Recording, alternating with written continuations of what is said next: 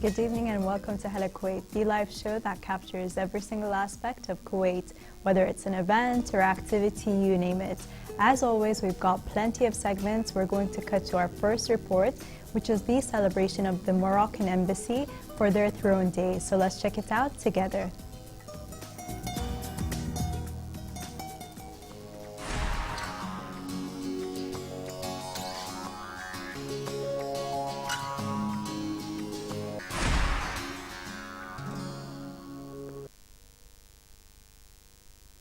They charged the affairs of the Embassy of Morocco, Al-Mahdi Al-Rami, who was attired in the national dress of his country, welcomed the guests who attended an event organized by the Moroccan Embassy in Kuwait to celebrate the 17th anniversary of King Mohammed VI's succession to the throne, also known as Throne Day, to present their greetings to the Moroccan government, leaders and people on such an occasion. Assistant Undersecretary for the Arab Region Affairs Aziz Dihani attended the event and praised the Kuwaiti-Moroccan relations, adding that they date back to early ages as there are 8 committees and 64 agreements of cooperation between the two countries, as well as a lot of scholarships that Kuwait Fund for Development had offered, which are considered a natural result for these relations. Al-Dihani added that Morocco deserves huge and continuous support from Kuwait Fund for Development and from the Public Authority for Investment for its important role in the region and for its historic relations with Kuwait. For his part, the charge d'affaires of the Embassy of Morocco, Al-Mahdi Al-Rami, said that Morocco has distinguished partnership with the Gulf state, especially with Kuwait, and His Majesty King Mohammed VI had attended the Gulf Moroccan Summit to strengthen these relations. He added that since the year 2011 and after establishing these mutual committees and the mutual relations in its best shape. He also said that the idea of Morocco joining the GCC will not add a lot to the already distinguished mutual relations, as he believes that these relations will continue in the future. The relations between Kuwait and Morocco were distinguished due to the interest of both countries to enhance the relations in various aspects. The Kingdom of Morocco is constitutional monarchy. The head of state is the King of Morocco, who holds vast legislative and executive powers. His decrees have the force of law. The king also has the right to dissolve the parliament. However, he must consult the prime minister and the president of the constitutional court first. The Throne Day was established when Morocco gained independence and the title of Sultan was replaced with the title of King. During the rule of Mohammed VII, it was celebrated on November 18th. When his successor Hassan II ascended the throne, the date was moved to March 3rd. Following the enthronement of Mohammed VI, Moroccans began to celebrate Throne Day on July 30th. Mohammed VI became King of Morocco on July 23, 1999, following the death of his father, King Hassan II. The ceremony of enthronement took place a week later on July 13th in the capital city of Rabat.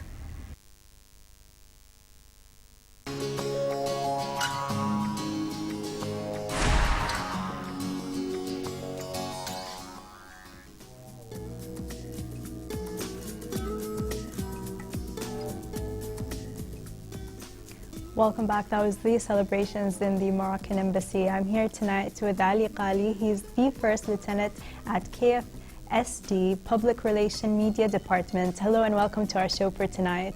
Well, thank you for having me on your show, and I'm very glad to be here on Hello Kuwait. It's always a pleasure to have you here on the show. We want to start off with the plans that you have at KFSD. Sure. Talking about the Kuwait Fire Service Directorate, as a role of the firefighters in the state of Kuwait, we always strive to make sure that the people are living in a safe environment. So our mission is always to offer the necessary protection to save the lives and the properties of the people in the state of Kuwait. To do that, we have to work on a clear plan. So throughout the year, what we go is, in the public relation, the media department, we ensure that we have certain awareness campaigns that we work throughout the year on. And for this upcoming year, we're going to have this throughout quarterly, we work on this a firefighter in every house. That's the name of the campaign. Can you tell me more about this campaign and how you're trying to achieve your message and goal that you have throughout this type of campaign? Sure, definitely. Throughout this campaign, what we do is we have we get all the citizens. Usually we do this free of charge, just to let you know. We work through citizens age about 21 and above. So mostly we work with adults. So they could be aware, because we have hands-on, some of practical work they do, and some of them is like in class. So we take roughly around 40 to 50 people, women and men, free of charge. And so they go through a course. And can you tell me more about this course? Is it an intensive course? How long it is? And what are some of the things you try to focus on? Sure. This course, the course intends to, it's a basic course. So, let's say it's a level 1. It's an introduction about how can you deal with a fire. And you have the basic equipment. Let's say, for example, you know how to deal with a fire. Number 2, with a fire extinguisher. So dealing with emergency situations. And tonight you got something with you, a fire extinguisher. Yes, I do. I have. Can you tell me more about this? Sure. Talking about and the how course, could we use it? Yeah, definitely. Throughout this course, we introduced the fire extinguisher and how can you use it, because it is a very essential tool, especially dealing with a fire in the early stages, because most of people, throughout the statistics, if we look at our statistics, most of the people don't know how to deal in case of an emergency if a fire erupts. So it's very essential to deal with it. In the earliest stages, you could use a fire extinguisher. And it's very easy to operate it. We call it the pass operation. So there is an easy pin over here. Okay. So what you do is just you pull this pin out. Okay. Can you just turn it around a bit so we could see I it? could the pin? Yes, that's the pin on the right side. That's the pin right here. Yeah, okay. So what you do is you pull the pin out. Okay. So I'm done. This is step 1. Okay. And then what I do is I aim at the base of the fire. Okay. So usually the fire starts from the ground up. Yes. So I aim at the base of the fire, and then after that, I press the handle, and I keep pressing on a swap mood. So going so right, it's like a zigzag type. Going right and left, like I'm mopping so something. you're not stable. No, I don't want to be stable. Okay. So I try to hit the target, around that zone. So going from right to left. Okay. And once I'm done with that, I pull back 3 steps or 4 steps. So I have to be in a safe zone. I don't get too close to the fire. The rule of thumb says that I have to be close enough. Once I feel the heat, I stop. So once the fire extinguished, I give my back to the fire, and I also, in that procedure, I call the emergency line, which is 112. Yes. And prescribe the situation, and in that time, the firefighters, paramedics, even the Ministry of Interior, they will be at the scene to handle further on the situation from there. And is it true that most of the calls sometimes are things that happen that they could themselves take control of what's going on, and they don't really need the firefighters to come and to make sure everything is not in danger? Yeah. Of course. Speaking of that's exactly why we work on these courses. We do them quarterly, so every 3 months there's a course for the public. In that course, you will know how to deal with a fire, whether it was in the kitchen, in the living room. Even if you don't have a fire extinguisher, there's alternatives for that. Let's say there's a fire blanket. The fire blanket is also a way of putting out a fire. You smother the fire.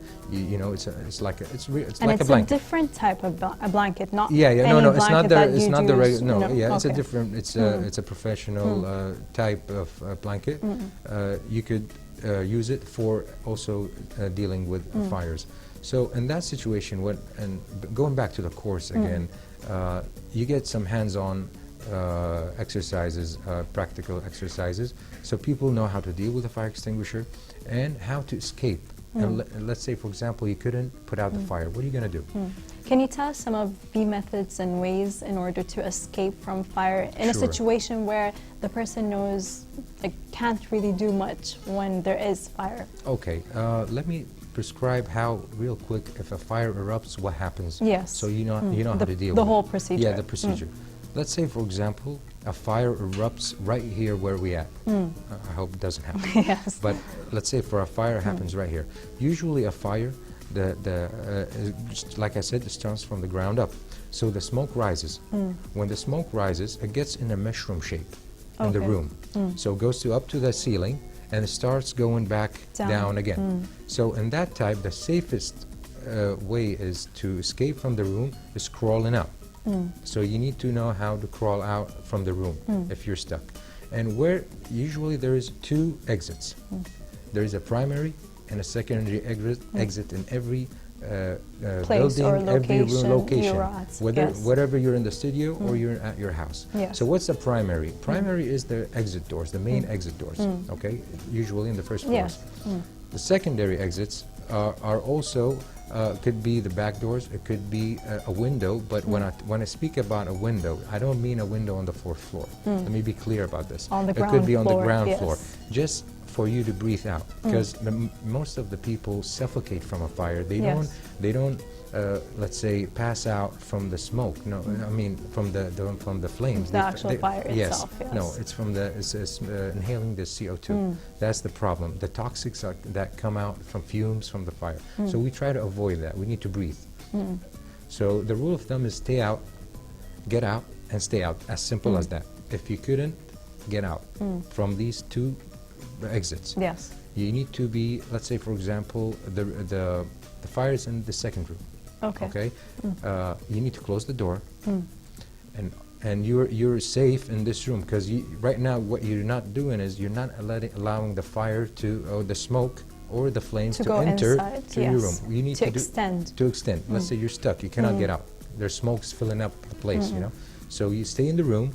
You try to bring any cloth or any, let's say, T-shirts you have, and put them in the let's say the air circulations next to the bottom of the door, you know, where the smoke is coming. Yes. So you try to stick them up to prevent any air to come in. Okay. Open the window, and if you have a phone, you call the emergency line. In that particular moment, you're safe enough until the firefighters arrive, because usually a max time between the average time for firefighters to arrive is between 3 to 6 minutes in Kuwait. Yes. All right. So we have a procedure. Two fighter stations usually respond to any emergency call as soon as possible. So you could be safe in that area. That's in case of, let's say you're stuck. But if you're not, take all your, let's say, family, household, the people around, you know, and get out as soon as possible. Don't ever think or double think about going inside and helping somebody. That's a no-no. I understand you're in a panic, because usually, psychologically, what happens, people's panic. Yes. And that's normal. They don't really know how to think clearly. Yes. So once you, and there's another important point I want to talk about is you need to practice safety. How can I practice safety? I need to do this procedure every 6 months. I practice it with my family members, all right, and follow the procedure. And once you do that, if an emergency occurs, automatically you know the drill. You know the drill. Okay, so mostly professional companies and governmental sectors, they do that. We joint cooperation. We do that with them a lot. We give them lectures. So this is very important. But I'm talking about the citizens or the residents or the expats, foreigners, people who live in Kuwait. Schools? Right. Because a lot of things tend to happen in schools, and I feel that the students themselves should get some sort of awareness. And right now on the screen, I believe there is some sort of footage. Can you tell me more about this? Yeah, right now, this footage right here is the prevention sector. It's a very active sector. Their role is to ensure that the safety procedure and applies on all the commercial buildings. And this is a random. And what are the certain things that you look for in those commercial buildings?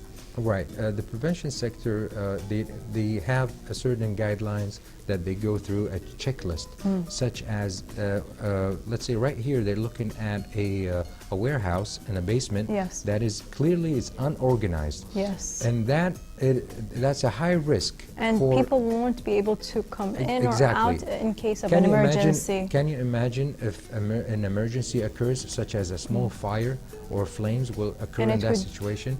It will be a disaster. Catch, because all those things next to each other would automatically be corrupted and flammable. So clearly right here there's a violation, and that in particular violation, the prevention sector, they give a violation for the owners of this building for them to go back and look at what's their situations for them to avoid this basement, a violation. Chaotic. Yeah, chaotic violation. Yes. I'm very sorry, with all this awareness we're giving out, people still tending not to comply. And how frequently do you visit those places?